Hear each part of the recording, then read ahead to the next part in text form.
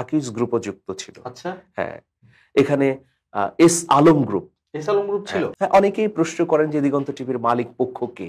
জনাব মীর কাশেম আলী। তিনি বাংলাদেশের একজন কিংবদন্তি শিল্প উদ্যোক্তা ছিলেন। তো তার উদ্যোগে এই চ্যানেলটি প্রতিষ্ঠা করা হয়। তিনি আসলে আরো অনেক প্রতিষ্ঠানের উদ্যোক্তা। তো সেই হিসেবে তিনি দিগন্ত মিডিয়া কর্পোরেশন প্রতিষ্ঠা করেছিলেন। সেই কর্পোরেশনের দুটো প্রতিষ্ঠান, একটি হচ্ছে নয়া দিগন্ত আর অন্যটি হচ্ছে দিগন্ত টেলিভিশন।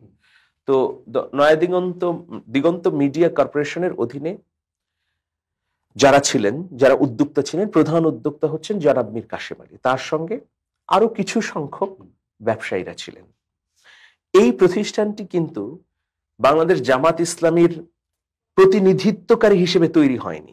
এটা একটা ব্যক্তিগত উদ্যোগ জনাব মীর কাশেম আলীর। তিনি যেহেতু জামাতের একজন শীর্ষস্থানীয় নেতা ছিলেন, নির্বাহী পরিষদের সদস্য ছিলেন, বাংলাদেশ ইসলামী ছাত্র শিবিরের প্রতিষ্ঠাতা সভাপতি ছিলেন, সুতরাং জনমনে একটা ধারণা আছে যে এটা সম্ভবত বা এটা জামাত ইসলামেরই একটি সরাসরি সাংগঠনিক প্রতিষ্ঠান। এই ধারণা কিন্তু জনগণের মধ্যে আছে। কিন্তু আমি যদি প্রাতিষ্ঠানিকভাবে বলি যে তাহলে জামাত ইসলামীর সঙ্গে দিগন্ত টেলিভিশনের সরাসরি সম্পর্ক ছিল না প্রতিষ্ঠাকালীন ওই মুহূর্তে। একটা প্রভাব ছিল আর কি, এরকম কিছু না, তা তো বটেই। যেহেতু জনাব মীর কাশেম আলী তিনি এটার উদ্যোক্তা, আবার একই সঙ্গে তিনি জামাত ইসলামের শীর্ষস্থানীয় নেতা, নীতি নির্ধারক, সুতরাং তার প্রভাব, তার আদর্শিক প্রভাব বা অন্যান্য প্রভাব যেটা বলি সেটা তো থাকবেই এই প্রতিষ্ঠানে। কিন্তু জনাব মীর কাশেম আলী সাহেবের সঙ্গে আরো অন্যরাও যুক্ত ছিলেন। যেমন আপনারা হয়তো অবাক হবেন যে এখানে কিন্তু আকিজ গ্রুপও যুক্ত ছিল। আচ্ছা, হ্যাঁ, এখানে এস আলম গ্রুপ ছিল। সেই এস আলম গ্রুপেও প্রতিনিধি এখানে যুক্ত ছিল। তখন মানে তখন না, এখনো আছে, সেই হিসেবে এখনো আছে। না, তখন তো এস আলমকে নিয়ে এই বিতর্ক হয়নি। তখন তো একটি ব্যবসায়িক প্রতিষ্ঠান হিসেবেই পরিচিত ছিল। পরে আস্তে আস্তে তারা এই ফ্যাসিবাদের নানা অপকর্মের সঙ্গে জড়িয়ে গেছে। কিন্তু এভাবে জামাত সমর্থিত এবং জামাত সমর্থনের বাইরেও কিছু সংখ্যক ব্যবসায়ী নিয়ে জনাব মীর কাশেম আলী তিনি এটি প্রতিষ্ঠা করেছিলেন। তো এখন দেখুন, যেহেতু আমরা এই পরিবারের সদস্য ছিলাম, অবশ্যই এই ব্যবস্থাপনা কর্তৃপক্ষ বা মালিক পক্ষের সঙ্গে আমরাও সরাসরি যুক্ত ছিলাম না। কিন্তু পরবর্তীতে অনুসন্ধান করে দেখা যায় যে এখানে এই উদ্যোক্তাদের যে অর্থায়ন, তাদের চেয়ে গণ অর্থায়ন বেশি। মানে শেয়ার হোল্ডার যারা, ধরুন আমি একটা ধারণা দিচ্ছি যে এই প্রতিষ্ঠান করতে 100 কোটি টাকা বা 200 কোটি টাকা ব্যয় হয়েছে, ধরুন ওই সময়টা। হ্যাঁ, এটা আমি একটা আনুমানিক বলছি।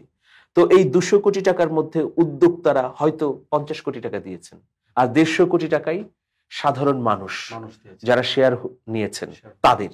সাধারণ মানুষ কারা? এরা হচ্ছে ইসলাম পছন্দ করে বা জামাতেরও তো শিল্প উদ্যোক্তা, প্রাতঃস্মরণীয় মীর কাশেম আলী সাহেবকে পছন্দ করেন, জামাতকে পছন্দ করেন, ইসলামের বিকাশ হোক, ইসলামী সংস্কৃতির বিকাশ হোক, অথবা দেশপ্রেম আছে, দেশের পক্ষে ভালো কিছু হোক, সত্য নিউজ করা হোক এবং একটা নিরপেক্ষ প্রতিষ্ঠান গড়ে উঠুক, যে নিরপেক্ষ প্রতিষ্ঠানের মধ্য দিয়ে ধর্মকে আঘাত করা হবে না, ধর্মীয় অনুভূতির মর্যাদাকে সমুন্নত রাখা হবে। এই ধরনের ব্যক্তিবর্গই এই শেয়ার কিনেছিলেন এই প্রতিষ্ঠানের। তো তাহলে আমরা যদি বলি যে 200 কোটি টাকার মধ্যে যদি 50 কোটি টাকা যারা উদ্যোক্তা তাদের থাকে, আর তাহলে 150 কোটি টাকা কাদের? এই শেয়ার হোল্ডার। সুতরাং এভাবেই প্রতিষ্ঠানটি গড়ে তোলা হয়েছিল এবং প্রতিষ্ঠানের অভ্যন্তরে যে ব্যবস্থাপনা কমিটি ছিল সেই কমিটির উপরেই কিন্তু দায়িত্ব দেওয়া ছিল এই প্রতিষ্ঠানকে পরিচালনার। এখানে যারা উদ্যোক্তা হিসেবে ছিলেন জনাব মীর কাশেম আলী সহ অন্যান্যরা, তারা কিন্তু খুব একটা হস্তক্ষেপ করেননি। তারা অভিভাবক হিসেবে ছিলেন। উদ্যোক্তা পক্ষ, মালিক পক্ষ এর সঙ্গে জামাত যুক্ত হয়েছে, কারণ এখানে জামাতেরও পরবর্তীতে অর্থায়ন রয়েছে। জামাত দেখেছে যে এই টিভি চ্যানেলটিকে যদি আমরা অর্থ না দেই তাহলে হয়তো বন্ধ হয়ে যাবে বা ফ্লোর বিক্রি করে দেওয়া হবে, এটা তো সামগ্রিকভাবে ক্ষতির মুখে পড়বে। সুতরাং আমরা এই আপৎকালীন সময়ে কিছু অর্থ দিয়ে সহযোগিতা করি।